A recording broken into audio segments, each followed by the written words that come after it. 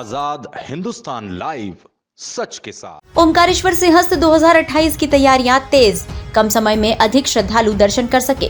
Collector Khandwa के निर्देश पर एसडीएम ने ओमकारेश्वर मंदिर के गर्भगृह में स्थित सुखदेव मुनि गेट विस्तार को लेकर संत समाज, जनप्रतिनिधि, गणमान्य नागरिकों की बैठक ली।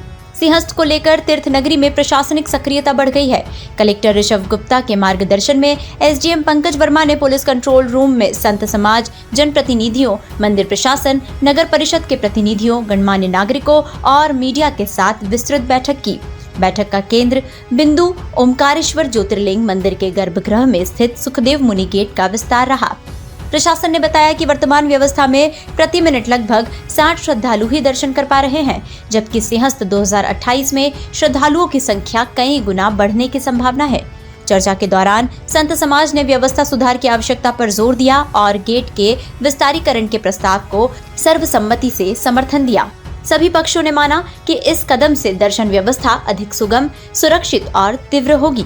प्रशासन का कहना है कि सिंहस्थ 2028 को सुव्यवस्थित एवं सफल बनाने के लिए बुनियादी ढांचे में सुधार, यातायात प्रबंधन और मंदिर परिसर की व्यवस्थाओं को चरणबद्ध तरीके से सुदृढ़ किया जाएगा।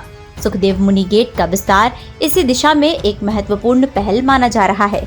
ओमकारेश्वर से ललित दुबे की रिपोर्ट। सिंहस्थ 2028 की तैयारियों के फेज में ही एक छोटा सा मीटिंग हमने अपने गर्भगृह के चौड़ीकरण के संबंध में सभी अपने ओकार नगरी के साधु महात्मा और हमारे गणमान्य जो नागरिक हैं, नगर परिषद, पुलिस प्रशासन और अपने मीडिया कर्मियों के साथ एक मीटिंग ली है आज। उसमें यह डिसीजन लिया है हमने, जनरली हम चाहे बाहर कितना ही अपने मंदिर का पार्किंग करवा ले या सड़कों का चौड़ीकरण कर ले, जो मेन इश्यू हमारे ओमकारेश्वर ज्योतिर्लिंग का है वो गर्भगृह का एक छोटा एग्जिट गेट है उसका। तो उसमें हमने आज डिसीजन ये लिया कि सुखमुनि द्वार का जो गेट है हमारा वो अभी फिलहाल है 2.5 फीट, मतलब 2.5 फीट के आसपास ही चौड़ा है। उसको हम पूरा हमारी जो आर्किटेक्चर टीम है जिसने पूरे 1 साल काम किया, उसके साथ बैठ के ये प्रपोजल इनके साथ डिस्कस भी किया है। जो हमारा सुखमुनि द्वार है उसको हम 5 फीट चौड़ा करेंगे।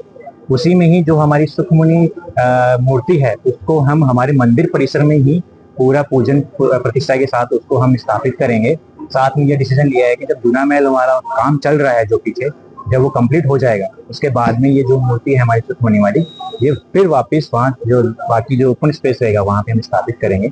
ये हमने डिसीजन लिया और सभी लोग हमारे ओकारेश्वर नगरी के जो लोग हैं, अपने मीडिया कर्मी हैं, हमारे साधु महात्मा, संत महात्मा, हमारे पुजारी, इन सभी ने सहमति भी जताई है कि सर आप कीजिए और आने वाले श्रद्धालुओं को जितना आप उनके अनुभव को बेहतर कर सकते हैं उसमें ओकारेश्वर नगरी भी आपका पूरा साथ। इसके लिए मैं बहुत बहुत ओकारेश्वर नगरी के हमारे गणमान्य नागरिक और साधु महात्मा, हमारे पुजारी का और मीडिया कर्मी का धन्यवाद देता हूँ।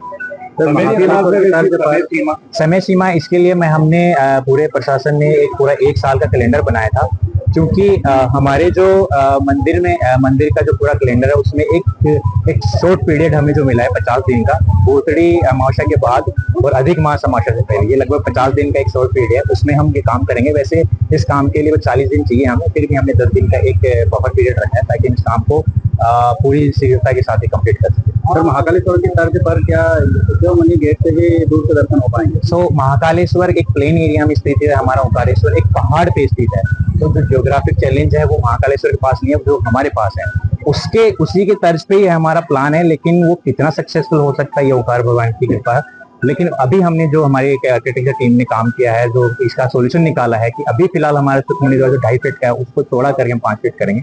उसके ऊपर हमें फेज 1 में काम करना है। काम के दौरान दर्शनार्थी भी आएंगे, वो चुनौती बना रहेगा, उसको कैसे इसीलिए पहले हमने होमवर्क किया अपना। उसमें हमने 1 साल का कैलेंडर से, जैसे मैंने बताया कि 50 दिन का कूलिंग पीरियड मिला जिसमें जनता कम रहेगी हमारा, फिर भी हम जो हमारा नॉर्मल चांदी गेट से हम दर्शन करवाते हैं वो हमेशा ओपन रहेगा हमारा।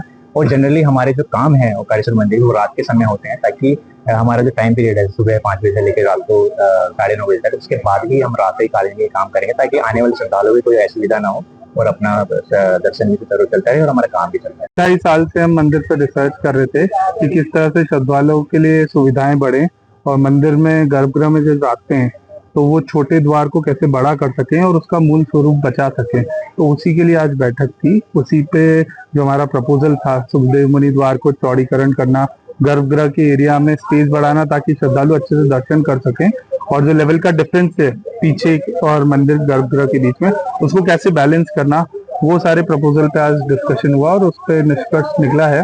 अब आगे कुछ महीनों में आप इस पे वर्किंग होते हुए देखेंगे और जल्दी ये स्वरूप लेगा। Rituraj Bharti and associate.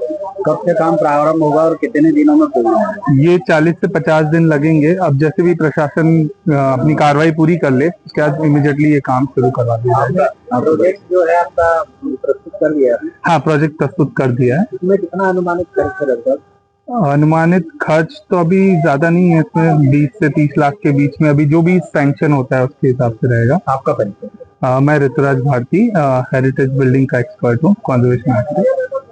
आज जो एसडीएम साहब ने मंदिर के विस्तारीकरण के लिए जो मीटिंग रखी थी उसमें जो गेटों का चौड़ीकरण करना है तो उससे पब्लिक जो आएगी तो उससे उनको सहूलियत होगी। उसके लिए संत महात्मा और यहाँ के ब्राह्मण और यहाँ के नागरिकों ने अपनी सहमति दी है कि वास्तव में हम बाहर कितने भी चौड़ीकरण करें लेकिन जब तक हमारे मंदिर में चौड़ीकरण नहीं होगा पब्लिक को सुविधा नहीं मिलेगी, जब तक बाहर की सुविधा देने से कोई मतलब नहीं निकलेगा।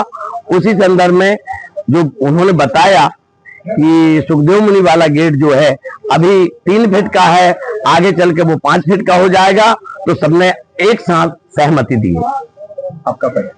मंगलदास त्यागी, सरदर्शन संत मंडल अध्यक्ष, ओंकारेश्वर।